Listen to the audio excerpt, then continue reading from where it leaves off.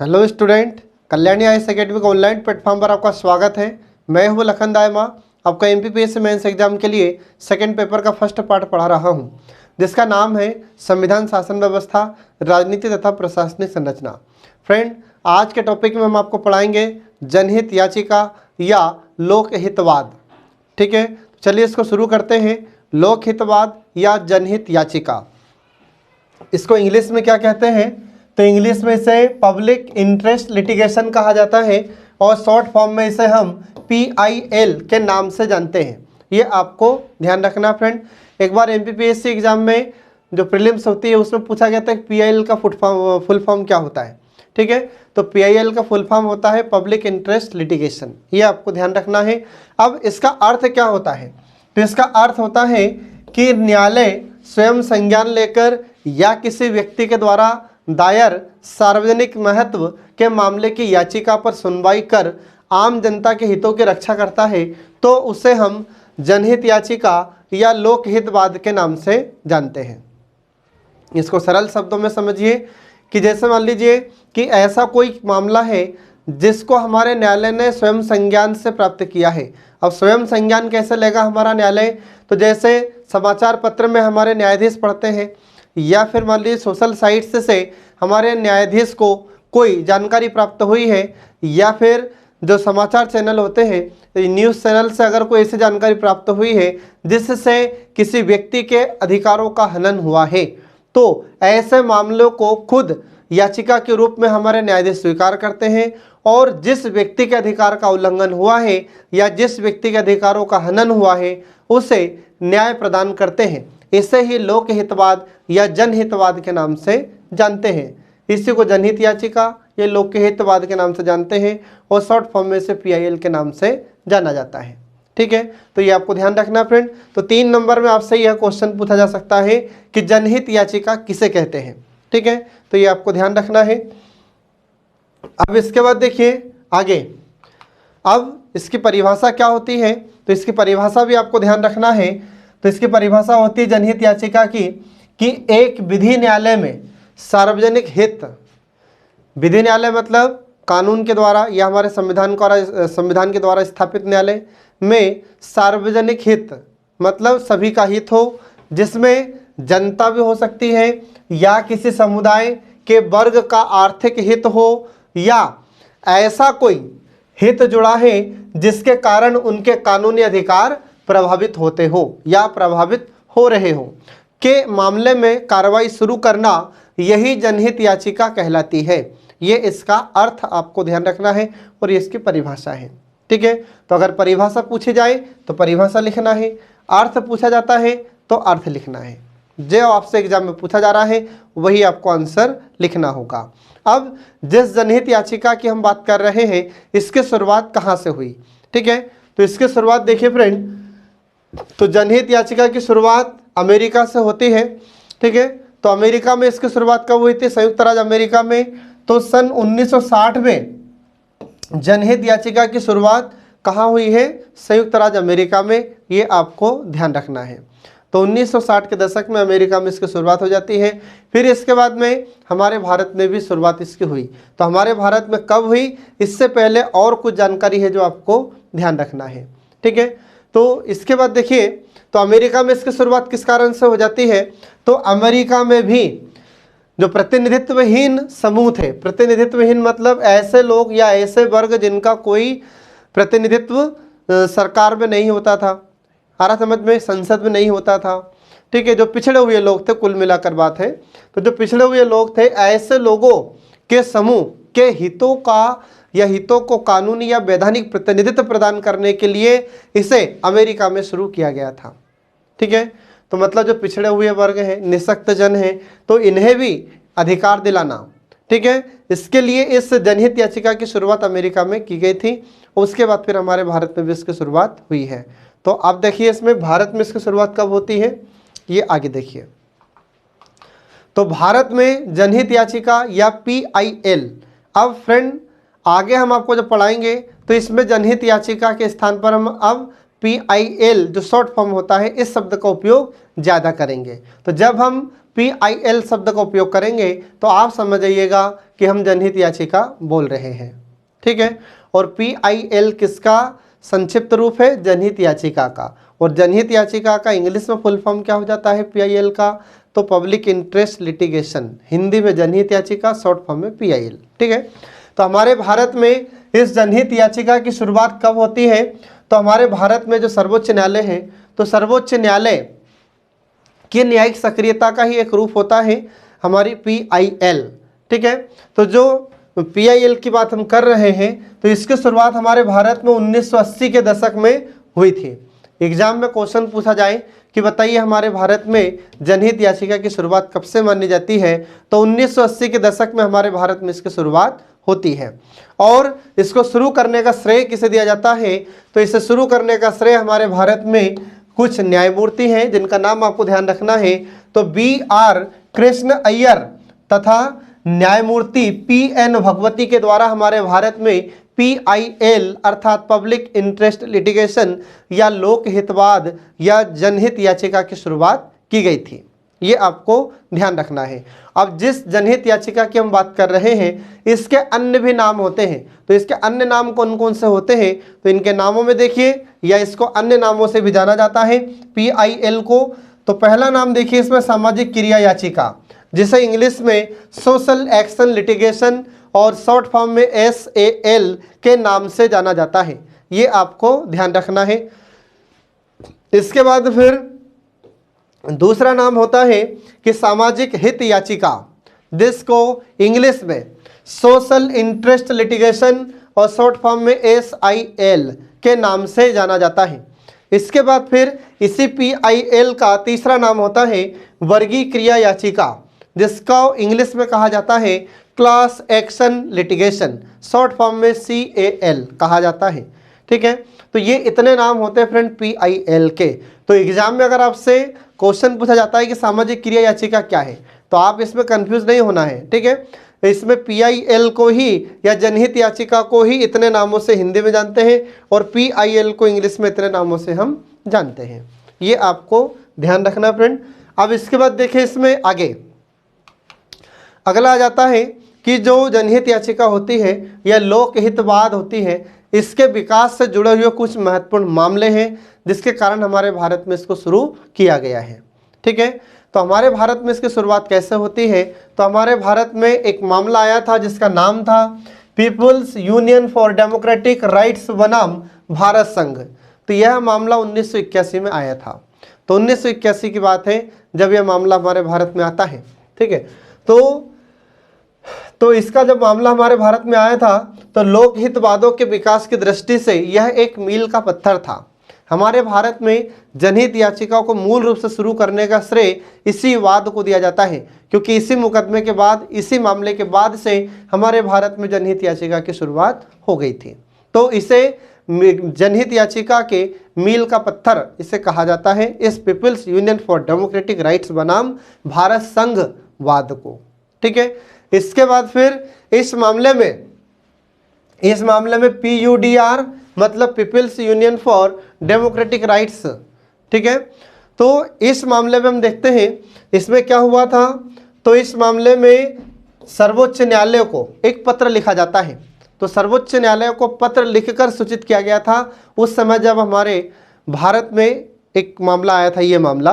तो इस मामले के दौरान हमारे भारत में सर्वोच्च न्यायालय को पत्र लिखा गया था और उसमें लिखा गया था कि एशियाई खेलों से जुड़ी योजनाओं में काम करने वाले जो श्रमिक हैं उनके मौलिक अधिकारों का उल्लंघन हो रहा है, या एशियाई खेलों में काम करने वाले लोगों का या श्रमिकों के मौलिक अधिकारों का हनन हो रहा है, उनके मौलिक अधिकारों का उल्लंघन किया जा रहा है। तो यह सूचना हमारे सर्वोच्च न्यायालय को दी जाती है एक पत्र के माध्यम से। ठीक है, तो न्यायालय ने इस पत्र को अनुच्छेद 32 के अंतर्गत याचिका के रूप में से स्वीकार किया और मामले की सुनवाई की। ठीक है, और जिन श्रमिकों का शोषण किया जा रहा था आदेश जारी करके उनके अधिकारों को संरक्षित रखा गया या उनके अधिकारों की सुरक्षा की गई। ठीक ठीक है फ्रेंड। तो तब से हमारे भारत में मूल रूप से इस जनहित याचिका की शुरुआत हुई थी। तो ये मामला आपको जरूर याद रखना पड़ेगा। तो 3 नंबर में आपसे क्वेश्चन पूछ सकता है कि वह एक कौन सा मामला आया था जिसे जनहित याचिका के मील का पत्थर कहा जाता है। तो ये इस मामले को कहा जाता है, जो आपको ध्यान रखना है। ठीक है, अब इसके बाद देखिए इसमें आगे PIL के उद्देश्य। ठीक है, तो PIL फुल फॉर्म समझ में आ रहा है आपको? पब्लिक इंटरेस्ट लिटिगेशन, हिंदी में इसे जनहित याचिका या लोकहितवाद के नाम से जानते हैं। ठीक है, तो जो PIL है इसके उद्देश्य कौन कौन से फ्रेंड? तो उद्देश्य है इसका पहला कि कानून के शासन की रक्षा करना। आ रहा समझ में? हमारे भारत में किसका शासन है? तो हमारे भारत में कानून का शासन है, हमारे भारत में विधि का शासन है। आ रहा समझ में? तो जो कानून का शासन होता है, तो कानून के शासन की रक्षा करना, ये हमारे PIL का प्रथम उद्देश्य है। दूसरा उद्देश्य क्या है? तो दूसरा उद्देश्य होता है कि सामाजिक आर्थिक रूप से कमजोर वर्गों की न्याय तक प्रभावकारी पहुंच बनाना। आ रहा समझ में? मतलब क्या हुआ? मतलब ये है कि हमारे भारत में जो सामाजिक रूप से पिछड़े हुए लोग हैं, आर्थिक रूप से जो लोग पिछड़े हुए लोग हैं, ठीक है, कुल मिलाकर जो कमजोर वर्ग हैं, तो इनके न्याय तक आसान पहुंच करना या इनको आसानी से न्याय प्रदान करना, ये PIL का मुख्य उद्देश्य होता है। इसके बाद फिर तीसरा उद्देश्य क्या है? तो तीसरा उद्देश्य है कि मौलिक अधिकारों को सार्थक रूप में प्राप्त करना। आ रहा समझ में? तो हर व्यक्ति को जीवन जीने का अधिकार है, शिक्षा प्राप्त करने का अधिकार है, अपने पसंद का व्यापार करने का अधिकार है। तो सभी नागरिकों को, हमारे भारत के सभी नागरिकों को उनके मौलिक अधिकारों की रक्षा करना, ये PIL का उद्देश्य होता है। ठीक है फ्रेंड, ये आपको ध्यान रखना है। अब इसके बाद देखिए इसमें आगे, तो अगला है कि PIL का महत्व क्या है या इसकी आवश्यकता क्यों है। ठीक है, तो इसके कुछ महत्व है। तो इसमें पहला पॉइंट देखिए कि सर्वोच्च न्यायालय के न्यायाधीशों द्वारा कानून के शासन को संरक्षित करने और शासन की संरचनाओं के भीतर उत्तरदायित्व और पारदर्शिता सुनिश्चित करने के लिए PIL को एक शक्तिशाली साधन के रूप में माना जाता है। इसका अर्थ क्या हुआ? इसका अर्थ ये है कि हमारे भारत में सर्वोच्च न्यायालय के न्यायाधीशों के द्वारा कानून के शासन की सुरक्षा की जाती है। मतलब हमारे भारत में किसका शासन है? तो हमारे भारत में कानून का शासन है। ठीक है, हमारे भारत में विधि के अनुसार, कानून के अनुसार शासन संचालित किया जाता है और जो भी अधिकारी या नेता कानून के खिलाफ कार्य करता है उसे बाहर कर दिया जाता है या उसे उसके पद से हटा दिया जाता है। ठीक है, तो हमारे भारत में जो कानून का शासन है उसकी सुरक्षा करना और जो शासन की संरचना है, तो शासन की संरचना के भीतर जो उत्तरदायित्व है, अर्थात कि हमारे अधिकारियों के जो कार्य हैं, उनको जो दायित्व सौंपे गए हैं, वे उनके दायित्वों का निर्वहन ठीक तरीके से कर पा रहे हैं या नहीं कर पा रहे हैं।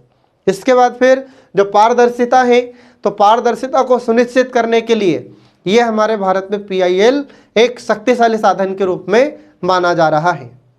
आ रहा समझ में? अब यहाँ पर एक शब्द आया है पारदर्शिता।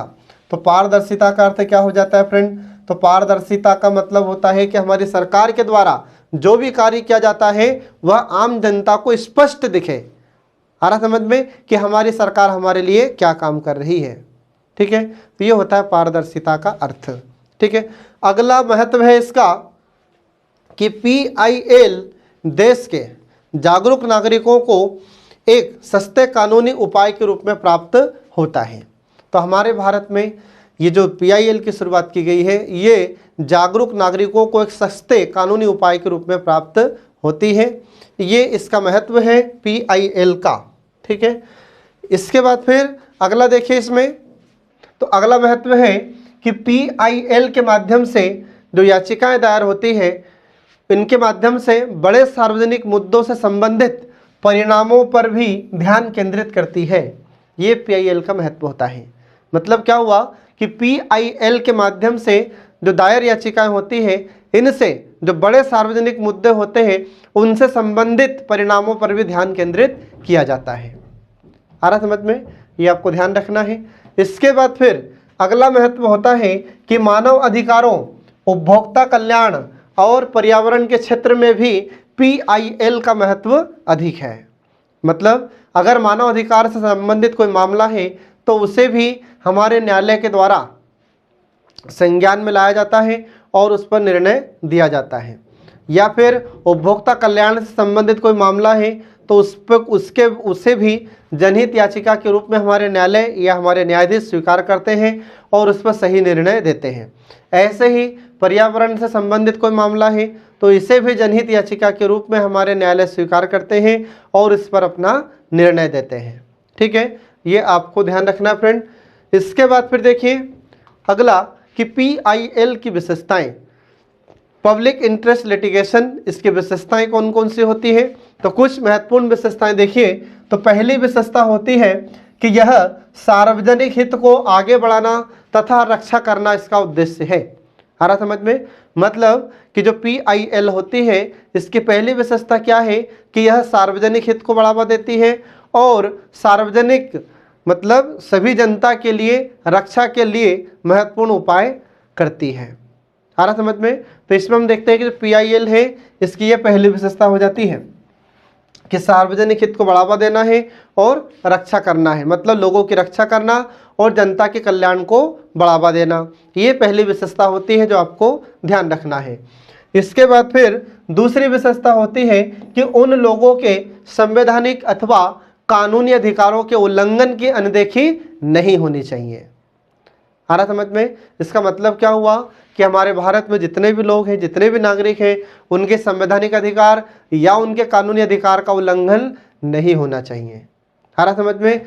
जिनकी संख्या अधिक है, जो गरीब हैं, अशिक्षित हैं तथा सामाजिक और आर्थिक रूप से पिछड़े हुए हैं या सामाजिक और आर्थिक रूप से साधनहीन है, ऐसे लोगों के अधिकारों का हनन नहीं होना चाहिए, ऐसे लोगों के अधिकारों की अनदेखी नहीं होना चाहिए।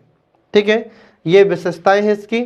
अगली विशेषता होती है कि PIL कानूनी सहायता आंदोलनों का रणनीतिक अंग है और गरीब जनता तक न्याय को आसान बनाना है।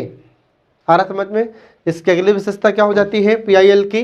तो PIL की अगली विशेषता है कि PIL कानूनी सहायता आंदोलन का एक अंग है और गरीब जनता तक आसान न्याय प्रदान करना या गरीब जनता को आसान न्याय प्रदान करना है या उनको आसान न्याय तक उनकी पहुंच को बनाना है।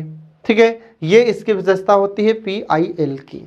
ठीक है फ्रेंड, इसके बाद फिर और देखिए, अब अगली विशेषता देखिए फ्रेंड इसमें कि PIL में न्यायालय की भूमिका उसके पारंपरिक कार्यवाहियों की तुलना में अधिक प्रभावी होती है। आ रहा समझ में? मतलब न्यायालय के द्वारा जो कार्रवाई की जाती है तो उसकी जो पारंपरिक कार्यवाही होती है और PIL के तहत जब हमारे न्यायालय सुनवाई करते हैं तो इस समय ये अधिक प्रभावी होती PIL। ठीक है, क्यों प्रभावी होती है? क्योंकि जनता के प्रति कर्तव्य के लिए बाध्य करने और लोगों के अधिकारों एवं हितों अथवा जनहित को बढ़ावा देने के लिए ये PIL अधिक प्रभावी होती है। ये आपको ध्यान रखना है। ठीक है, फिर इसके बाद में अगला है कि PIL में न्यायालय लचीलेपन का व्यवहार करता है। आ रहा समझ में?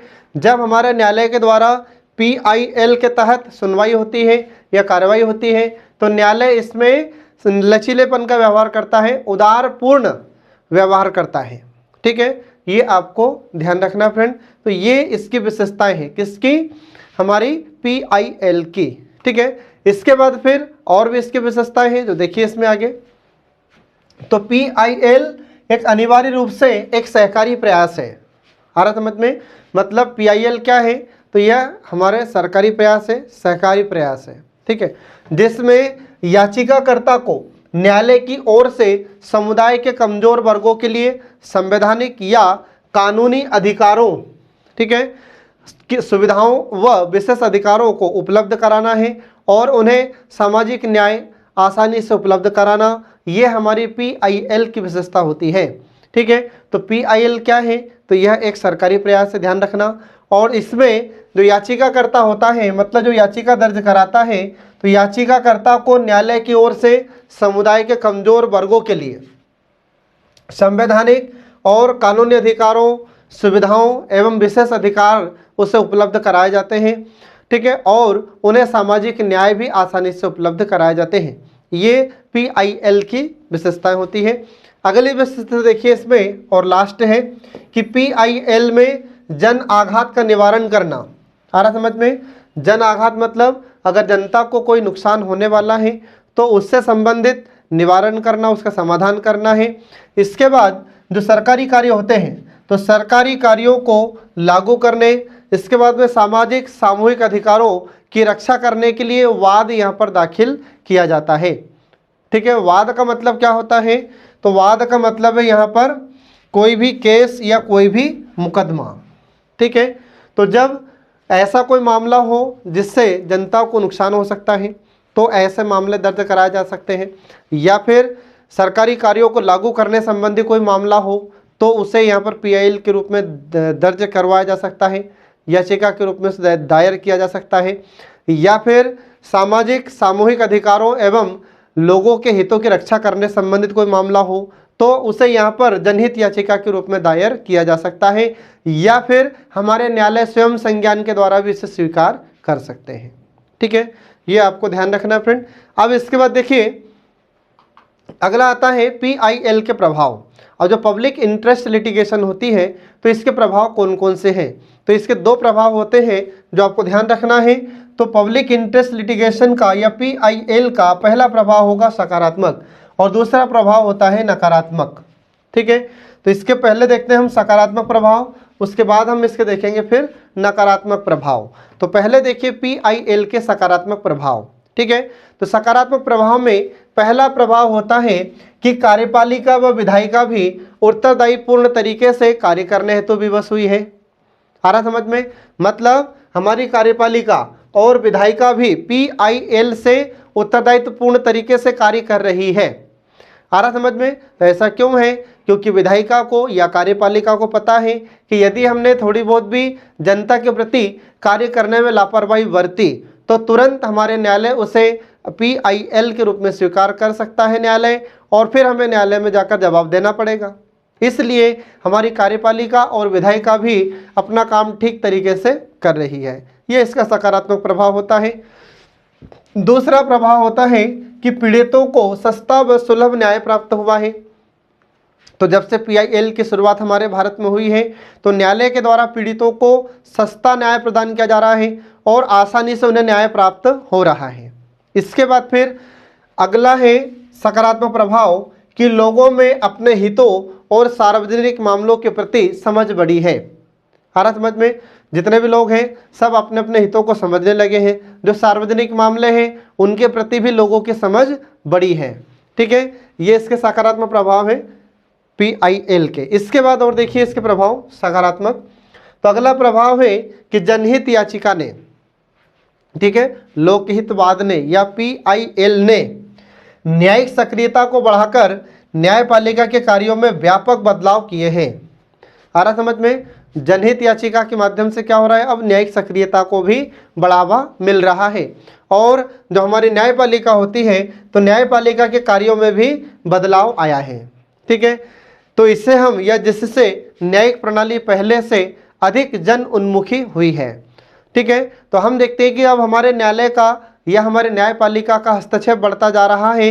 तो इससे फिर क्या हो रहा है? तो इससे हमारे भारत में लोगों को जल्द से जल्द न्याय प्राप्त हो रहा है, शीघ्रता से न्याय प्राप्त हो रहा है, और हमारे न्यायालय पहले की अपेक्षा और जन उन्मुखी बने हैं। ठीक है, इसके बाद फिर अगला सकारात्मक प्रभाव है कि इसमें व्यक्ति के लोकतंत्रात्मक अधिकारों को बल मिला है। मतलब कि जो लोकतंत्र के चलते हमारे भारतीयों को या हमारे देश के नागरिकों को जो अधिकार प्राप्त है उसे और मजबूती प्राप्त हुई है, उसे और मजबूती मिली है इस पीआईएल से। ये इसके सकारात्मक प्रभाव है फ्रेंड, ये आपको ध्यान रखना है।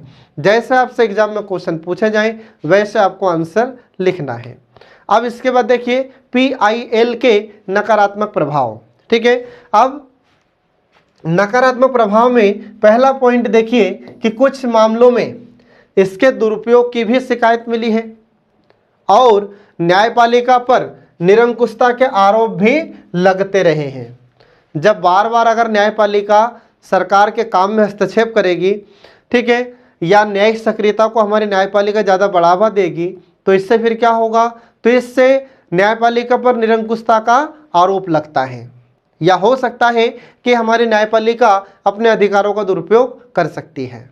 ठीक है, इसके बाद फिर अगला है नकारात्मक प्रभाव कि न्यायपालिका में कार्यभार बढ़ा है। अब पहले से ही तो हमारी न्यायपालिका के पास, हमारे न्यायालय के पास बहुत सारे लंबित मामले हैं, ठीक है, जिन पर आज तक हमारे न्यायालय सही डिसीजन नहीं दे पा रहे हैं। अब पहले से तो ढेर सारे मामले हैं और ये PIL में और हमारी न्यायपालिका कार्रवाई करने लगी है, तो जिससे क्या हो रहा है, तो इससे हमारे न्यायालय के पास, हमारे न्यायपालिका के पास और काम का बोझ बढ़ गया है, ठीक है, ये नकारात्मक प्रभाव है। अगला प्रभाव है कि व्यक्तिगत मामले भी जनहित याचिकाओं के रूप में न्यायालय के समक्ष जाने लगे हैं, जिससे न्यायालय के कार्य प्रभावित हो रहे हैं। आ रहा समझ में? जब से जनहित याचिका की शुरुआत हुई है तब से फिर क्या हो रहा है, व्यक्तिगत मामले भी जनहित याचिका के रूप में न्यायालय के पास जाने लगे हैं। तो इससे क्या हो रहा है फिर, तो न्यायालय के काम बाधित हो रहे हैं, न्यायालय के कार्य बाधित हो रहे हैं, प्रभावित हो रहे हैं। आ रहा समझ में? अब पता चला कि किसी ने याचिका के रूप में या किसी ने PIL के रूप में दर्ज करवा दिया न्यायालय में जाकर, ये याचिका दर्ज करा दी, ठीक है। अब याचिका दर्ज करा दी तो न्यायालय का जो प्रमुख कार्य है उस प्रमुख कार्य को छोड़कर पहले PIL की सुनवाई करे हमारे न्यायालय। तो इससे क्या हो रहा है, तो इससे हमारे न्यायालय के कार्य प्रभावित हो रहे हैं, ये इसका नकारात्मक प्रभाव है फ्रेंड। इसके बाद फिर अगला है कि सरकार के तीनों अंगों में अनावश्यक तनाव और विवाद की स्थिति उत्पन्न होने लगी है। आ रहा समझ में? तो सरकार के तीनों अंग कौन कौन से, तो कार्यपालिका, विधायिका और न्यायपालिका, इन तीनों ही अंगों में अनावश्यक विवाद या अनावश्यक तनाव की स्थिति उत्पन्न होती है, इसके कारण, PIL के कारण। आ रहा समझ में? इसके बाद फिर अगला आता है कि इससे न्यायालयों में लंबित मुकदमों की संख्या में वृद्धि हुई है। अब पहले से तो हमारे न्यायालय के पास बहुत सारे लंबित मामले पड़े हैं, अब पता चला कि ये PIL के मामले और आने लगे, तो इससे क्या होने लगा, तो इससे हमारे न्यायालय के पास जो मुकदमे थे उनकी संख्या और बढ़ने लगी। आ रहा समझ में? ये आपको ध्यान रखना है फ्रेंड। अब इसके बाद फिर अगला आता है PIL का विषय क्षेत्र। इसका मतलब क्या है, इसका मतलब ये है कि कौन कौन से मामले, कौन कौन से मुद्दे इस PIL के अंतर्गत शामिल किए गए हैं, ठीक है। तो इसको आप लोग याद रखिएगा। तो सन 1998 में, 1998 में सर्वोच्च न्यायालय ने PIL के रूप में प्राप्त याचिकाओं पर कार्रवाई के लिए कुछ दिशा निर्देश दिए हैं और इन दिशा निर्देशों को 2003 में संशोधित किया गया है, ठीक है। और कुछ ऐसी याचिकाएं हैं जिन्हें जनहित याचिका के रूप में शामिल किया गया है। तो ये कौन कौन से मामले हैं, ये कौन कौन सी याचिकाएं हैं जिन्हें जनहित याचिका के रूप में स्वीकार किया गया है, तो ये देखिए इसमें कुछ उदाहरण है आपके सामने। तो देखिए इसमें पहला कि ऐसे मामले जिन्हें जनहित याचिका के रूप में स्वीकार किए जाएंगे, तो ऐसे मामलों में पहला मामला देखिए कि जैसे महिलाओं पर अत्याचार हो, ठीक है, या महिलाओं के अत्याचार के खिलाफ कोई याचिका हो, ठीक है, तो उसे भी जनहित याचिका के रूप में स्वीकार किया जाएगा। मतलब महिलाओं पर अत्याचार हो रहा है और महिलाओं की अत्याचार से रक्षा करने के लिए अगर कोई याचिका दर्ज कराई जाती है, कोई याचिका दायर की जाती है न्यायालय में, तो उसे जनहित याचिका के रूप में स्वीकार किया जाएगा। इसके बाद फिर अगला है कि विशेषकर वधू उत्पीड़न, दहेज दहन, बलात्कार, हत्या और अपहरण से संबंधित अगर कोई मामला है तो उसे जनहित याचिका के रूप में स्वीकार किया जाएगा, ठीक है। इसके बाद फिर अगला देखिए, इसमें अगला है कि पर्यावरण प्रदूषण संबंधी कोई याचिका हो तो इसे भी जनहित याचिका के रूप में स्वीकार किया जाएगा। इसके बाद फिर पारिस्थितिक संतुलन में बाधा उत्पन्न करने वाला कोई मामला हो तो उसे जनहित याचिका के रूप में स्वीकार किया जाएगा। अगला है फिर औषधि से संबंधित कोई मामला हो, खाद्य पदार्थ में मिलावट से संबंधित कोई मामला हो, या फिर विरासत एवं संस्कृति से संबंधित कोई मामला हो, प्राचीन कलाकृति से संबंधित कोई मामला हो। इसके बाद फिर वन एवं वन्य जीवों के संरक्षण से संबंधित कोई मामला हो, या फिर सार्वजनिक महत्व के अन्य मामलों से संबंधित कोई याचिका हो, तो इन सभी को जनहित याचिका के रूप में हमारे न्यायालय स्वीकार करते हैं, ठीक है। इसके बाद फिर अगला आता है दंगा पीड़ितों की कोई याचिका हो, या फिर पारिवारिक पेंशन का कोई मामला हो, फिर बंधुआ श्रमिक का कोई मामला हो, या उपेक्षित बच्चे से संबंधित कोई मामला हो। इन सभी मामलों को, इन सभी याचिकाओं को जनहित याचिका के रूप में हमारे न्यायालय के द्वारा स्वीकार किया जाएगा। इसके अलावा और भी कुछ मामले हैं जिन्हें जनहित याचिका के रूप में हमारे न्यायालय स्वीकार करते हैं। तो देखिए इसमें अगला मामला आता है कि श्रमिकों को न्यूनतम मजदूरी नहीं मिलना, यह भी जनहित याचिका के रूप में स्वीकार किया जाएगा। इसके बाद फिर श्रमिकों का शोषण तथा श्रम कानूनों के उल्लंघन संबंधी कोई मामला हो तो इसे जनहित याचिका के रूप में स्वीकार किया जाएगा। अगला फिर आता है कि जेलों से दाखिल उत्पीड़न की शिकायत।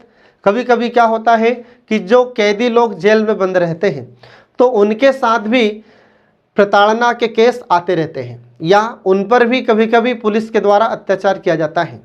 ठीक है, तो ऐसा अगर कोई मामला हो जो जेल में रहते हुए कैदी को कई पीड़ाओं का सामना करना पड़ता है या उन्हें प्रताड़ित किया जाता है, तो ऐसा कोई मामला है तो उसे भी जनहित याचिका के रूप में स्वीकार किया जाएगा। या फिर जेल में किसी कैदी की मृत्यु हो जाती है या फिर स्थानांतरण के समय कुछ मृत्यु हो जाती है, फिर इसके बाद में मूल अधिकार के रूप में कोई मुकदमा हो तो इन सभी मुकदमों को, इन सभी मामलों को जनहित याचिका के रूप में स्वीकार किया जाएगा। इसके बाद फिर अगला आता है कि पुलिस द्वारा मामला, ठीक है, दाखिल नहीं किया जा रहा है। मतलब आप अगर पुलिस के पास अपनी समस्याएं लेकर जाते हैं और पुलिस उस मामले को दर्ज नहीं करती है तो इसे भी PIL के रूप में स्वीकार किया जाएगा। इसके बाद फिर पुलिस उत्पीड़न तथा पुलिस हिरासत में मृत्यु होती है, तो पुलिस की हिरासत में कोई व्यक्ति को रखा जाता है और उस दौरान व्यक्ति की मृत्यु हो जाए तो उसे जनहित याचिका के रूप में स्वीकार किया जाएगा। ठीक है, या फिर पुलिस उत्पीड़न का कोई मामला हो, मतलब पुलिस भी जब प्रताड़ित करती है किसी व्यक्ति को तो वह मामला भी जनहित याचिका के रूप में स्वीकार किया जाता है। ठीक है, इसके बाद फिर अगला है कि ग्रामीणों के सह ग्रामीणों द्वारा, मतलब ग्रामीण क्षेत्र में रहने वाले कोई व्यक्ति है और उन्हीं के किसी सहयोगी के द्वारा कोई उत्पीड़न को बढ़ावा दिया जा रहा है या फिर अनुसूचित जाति तथा अनुसूचित जनजाति पर और जो आर्थिक रूप से कमजोर वर्ग के लोग हैं, ठीक है, इन पर पुलिस द्वारा उत्पीड़न का कोई मामला हो या इनकी शिकायत का कोई मामला हो तो ये सभी मामलों को, इन सभी याचिकाओं को हमारे न्यायालय के द्वारा जनहित याचिका के रूप में स्वीकार किया जाएगा और इस पर तुरंत कार्यवाही की जाएगी। आ रहा समझ में, ये आपको ध्यान रखना है। अब इसके बाद में PIL के मामले में मतलब किस किस को शामिल नहीं किया जाता है, ऐसा कौन कौन से मामले हैं जिन्हें PIL के रूप में स्वीकार नहीं किया जाता। मतलब क्या हुआ कि इससे पहले हमने जो मामले बताए थे इन्हें जनहित याचिका के रूप में स्वीकार किया जाता है। अब कुछ ऐसे मामले हैं जिन्हें जनहित याचिका के रूप में स्वीकार नहीं किया जाता।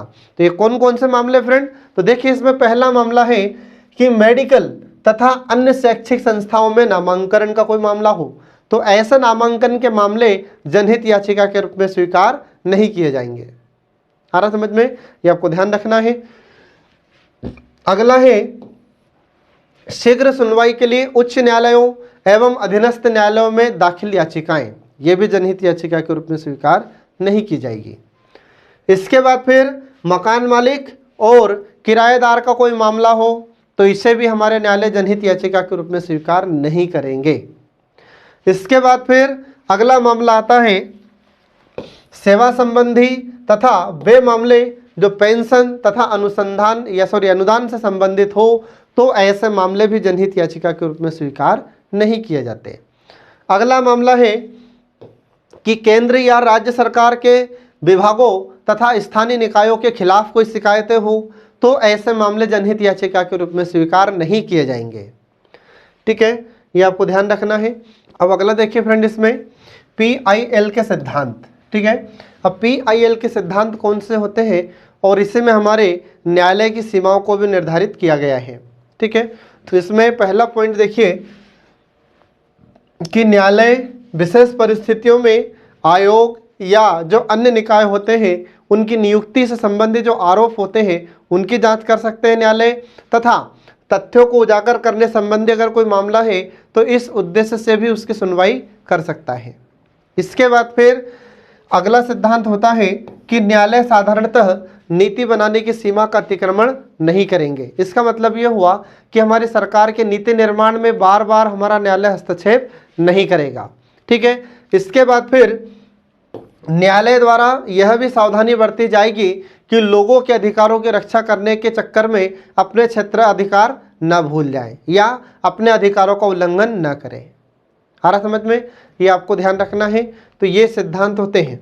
इसके बाद फिर और भी है जो देखिए इसमें आगे। तो अगला है कि सर्वोच्च न्यायालय या उच्च न्यायालय। तो सर्वोच्च न्यायालय को अनुच्छेद 32 के तहत और हमारे उच्च न्यायालय को अनुच्छेद 226 के तहत यह शक्तियां प्राप्त है कि लोगों के अधिकारों की रक्षा करे, लोगों के या नागरिकों के मूल अधिकारों की रक्षा करे, ठीक है, और ऐसे कमजोर वर्ग के मूल अधिकारों की रक्षा करे जो न्यायालय का दरवाजा खटखटा नहीं सकते, अर्थात अपने अधिकारों की पूर्ति के लिए या अपने अधिकारों की मांग के लिए न्यायालय नहीं जा सकते। ऐसे कमजोर वर्गों के हितों की रक्षा करने के लिए जनहित याचिका के रूप में इनकी याचिका को स्वीकार करें और उन्हें उचित निर्णय प्रदान करें, ठीक है। इसके बाद फिर अगला आता है कि न्यायालय कमजोर वर्गों के मूल अधिकारों के संरक्षण के लिए संवैधानिक रूप से बाध्य है। मतलब क्या है, मतलब यह है कि हमारे जो न्यायालय होते हैं कमजोर वर्गों, मतलब जो पिछड़े हुए तबका है, तो पिछड़े हुए तबकों के मूल अधिकारों की सुरक्षा करने के लिए संवैधानिक रूप से बाध्य है हमारे न्यायालय। इसलिए वह राज्य को अपने संवैधानिक जिम्मेदारियों को पूरा करने के लिए आदेश देता है। इसीलिए हमारे न्यायालय हमारी सरकार को उनके कार्यों के लिए, उनके जो कर्तव्य होते हैं उनको निभाने के लिए समय समय पर हमारे न्यायालय आदेश देते रहते हैं, ठीक है। ये आपको ध्यान रखना है फ्रेंड। इसके बाद फिर अगला आता है कि जब भी सार्वजनिक महत्व का मुद्दा उठता है तो न्यायालय एक पत्र को भी PIL के रूप में स्वीकार करता है और ऐसे मामलों में न्यायालय प्रक्रियागत कानूनों तथा सुनवाई से संबंधित कानून में भी छूट देता है। तो ऐसा कोई मामला है जो सार्वजनिक हित का है या सार्वजनिक महत्व का कोई मुद्दा है तो इसे हमारे न्यायालय सिर्फ एक पत्र में लिखे हुए याचिका को भी जनहित याचिका के रूप में स्वीकार करते हैं, ठीक है। ये आपको ध्यान रखना फ्रेंड। इसके बाद फिर अगला आता है कि जब लोगों के साथ अन्याय हो तो न्यायालय अनुच्छेद 14 और अनुच्छेद 21 के तहत कार्रवाई करता है। ये आपको ध्यान रखना है। इसके बाद फिर अगला है कि अधिकारिता संबंधी सामान्य नियम को शिथिल करके न्यायालय गरीबों, निरक्षरों, निःशक्तों की ओर से दायर शिकायतों की सुनवाई करता है। आ रहा समझ में, मतलब क्या है, मतलब यह है कि अधिकारिता संबंधी अगर कोई सामान्य नियम है तो उसको भी हमारे न्यायालय शिथिल करके इन गरीबों, निरक्षरों, निःशक्त जनों की ओर से जो शिकायतें दर्ज कराई जाती है इन पर हमारा न्यायालय तुरंत सुनवाई करता है, ठीक है फ्रेंड। ये आपको ध्यान रखना है। इसके बाद फिर अगला आता है कि निजी कानून के तहत आने वाले दो समूहों के बीच संघर्ष संबंधी कोई मामला होगा तो उसे PIL के रूप में मान्यता नहीं दी जाएगी। आ रहा समझ में, ये आपको ध्यान रखना है। इसके बाद फिर अगला पॉइंट आता है इसमें कि साधारणतः उच्च न्यायालय को ऐसी याचिका को PIL के रूप में स्वीकार नहीं करना चाहिए जिसमें किसी विधि पर प्रश्न उठाए गए हों। आ रहा समझ में, ये आपको ध्यान रखना है। मतलब हमारे जो उच्च न्यायालय होते हैं इनको ऐसी मामलों को PIL के रूप में स्वीकार नहीं करना चाहिए जो किसी विधि पर प्रश्न उठाते हो, किसी कानून पर क्वेश्चन मार्क लगाते हो, ऐसे किसी मामले को याचिका के रूप में अर्थात PIL के रूप में स्वीकार नहीं करना चाहिए। इसके बाद फिर अगला आता है कि न्यायालय न्यायिक समीक्षा के ज्ञात दायरे के बाहर सामान्यतः कदम नहीं रखेगा। ये हमारे न्यायालयों के लिए सीमाएं भी निर्धारित की गई है सिद्धांतों के माध्यम से, ठीक है। तो हमारा न्यायालय न्यायिक समीक्षा करने का अधिकार तो रखता है परंतु उसके दायरे से बाहर जाकर कार्य नहीं करेगा। अपने क्षेत्र अधिकार को लांघकर कोई भी कार्य हमारे न्यायालय नहीं करेंगे। आ रहा समझ में, ये आपको ध्यान रखना है। ये सब इसमें सीमाएं निर्धारित की गई है और यही हमारे PIL के सिद्धांत भी होते हैं, ठीक है। इसके बाद में जो PIL होती है तो इससे संबंधित कुछ दिशा निर्देश हैं, इनका दुरुपयोग न हो इसके लिए, ठीक है। तो सर्वोच्च न्यायालय ने PIL का दुरुपयोग रोकने के लिए कुछ दिशा निर्देश जारी किए गए हैं जो निम्नलिखित हैं। तो कौन कौन से दिशा निर्देश हैं जो PIL के दुरुपयोग को रोकने में कारगर हैं? तो देखिए इसमें पहला पॉइंट आता है, पहला पॉइंट है कि न्यायालय PIL की सुनवाई के पहले याचिका की अंतर वस्तु की शुद्धता के बारे में आश्वस्त हो ले। आ रहा समझ में? मतलब जब न्यायालय किसी भी याचिका को PIL के रूप में स्वीकार करेगा तो उसकी जो अंतर वस्तु है उसकी शुद्धता की जांच तो कर ले पहले। आ रहा समझ में? ये पहला पॉइंट है।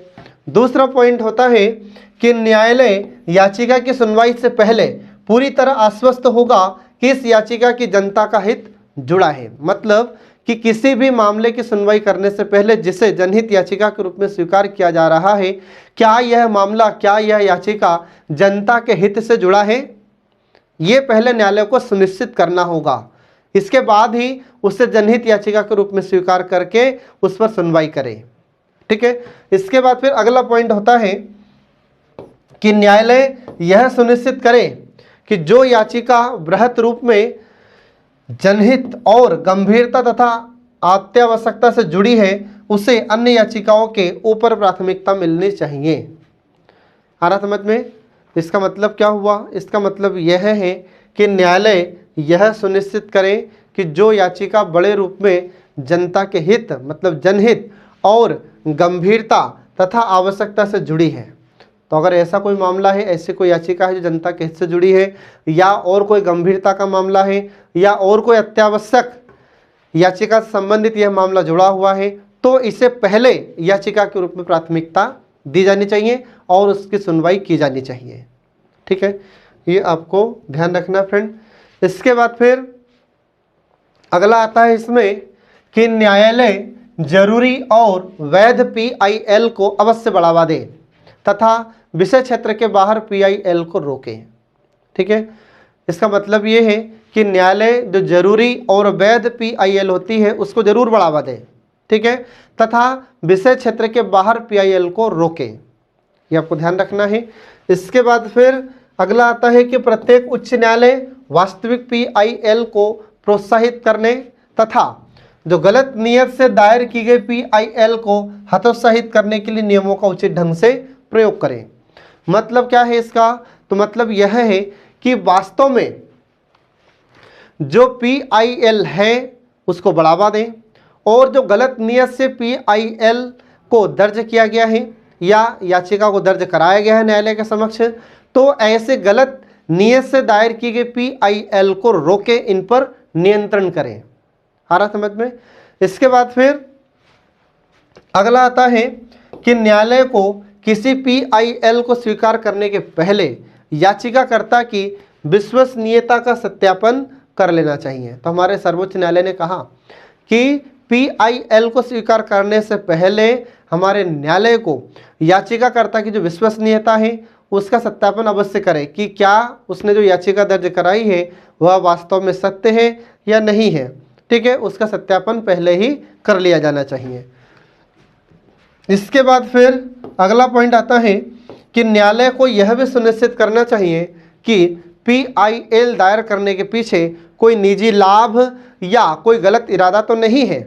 ठीक है, तो यह भी पहले सुनिश्चित कर लेना चाहिए न्यायालय को। ठीक है, इसके बाद फिर तो अगला पॉइंट है कि PIL की सुनवाई के पहले न्यायालय यह सुनिश्चित कर ले कि PIL जनहानि के समाधान से संबंधित है। ठीक है, ये आपको ध्यान रखना है। इसके बाद फिर अगला पॉइंट आता है कि गलत इरादों से दायर की गई याचिकाओं पर भारी जुर्माना लगाकर तथा ऐसी याचिकाएं जो असंगत कारणों से दायर की गई हो उन पर नियंत्रण करना चाहिए। ये हमारे सुप्रीम कोर्ट ने कुछ PIL के बारे में बताया है। ठीक है, तो इसका अर्थ क्या हुआ दोनों पॉइंट का? इन दोनों ही पॉइंट का अर्थ है, पहले वाले पॉइंट का अर्थ है कि ऐसा कोई मामला जो जनहानि से संबंधित है और उसमें समाधान करना जरूरी है तो उसे PIL के रूप में स्वीकार करना चाहिए। और दूसरा पॉइंट इसका अर्थ यह होता है कि अगर गलत इरादे से कोई याचिका दर्ज कराई गई है तो उन पर न्यायालय को जुर्माना लगाना चाहिए। ठीक है, और अगर गलत कारणों से या गलत तरीकों से याचिकाएं दर्ज कराई जाती हैं तो इन पर नियंत्रण करना बहुत ज़रूरी होता है। ठीक है, तो इस प्रकार से फ्रेंड यहाँ पर हमारे जनहित याचिका का टॉपिक समाप्त हो जाता है। अब इसमें क्वेश्चन आपसे 3 नंबर के पूछे जा सकते हैं, 5 नंबर के पूछे जा सकते हैं और 11 नंबर में आपसे क्वेश्चन पूछा जा सकता है। तो 3 नंबर में कैसे पूछेगा, तो 3 नंबर में इसमें इसका जनहित याचिका का अर्थ पूछ सकता है, कहाँ पर शुरुआत हुई, आपसे ये पूछा जा सकता है। ठीक है, फिर इसके बाद में 5 नंबर में कैसे पूछेगा, तो 5 नंबर में इसके नकारात्मक और सकारात्मक प्रभाव आपसे पूछे जा सकते हैं। ठीक है, इसके बाद फिर 11 नंबर में कैसे क्वेश्चन इससे पूछे जाएंगे, तो 11 नंबर में आपसे पूरा कंप्लीट एक टॉपिक इसमें पूछा जाएगा। तो इसमें 90 तुल्य शब्दों में आपको लिखना होगा। ठीक है, शब्द सीमा का उल्लंघन न करें, शब्द सीमा का पालन अवश्य करें। इसको आपको पहले अपने पेपर पर या अपनी कॉपी में लिख लिख कर देखना जरूर है, इसकी प्रैक्टिस आपको जरूर करना है, क्योंकि प्री तो सिर्फ पढ़कर पास हो सकते हैं, लेकिन मेंस पढ़कर पास नहीं हो सकते। मेंस को पास करने के लिए आपको लिखने की प्रैक्टिस भी बहुत ज़रूरी करना होगा। ठीक है, क्योंकि जब तक लिखने की प्रैक्टिस नहीं करेंगे तब तक हम मेंस क्वालिफाई नहीं हो सकते। तो ठीक है फ्रेंड, इन्हीं शुभकामनाओं के साथ आप आज का हमारा लेक्चर यहीं पर समाप्त होता है। नेक्स्ट लेक्चर हम आपके लिए जल्दी लेकर प्रस्तुत होंगे। तब तक के लिए पढ़ते रहिए, देखते रहिए हमारे कल्याणी आईएएस एकेडमी के सभी वीडियोस, जो आपको परीक्षा में सफलता दिलाने में महत्वपूर्ण भूमिका निभाते हैं। Thanks for watching.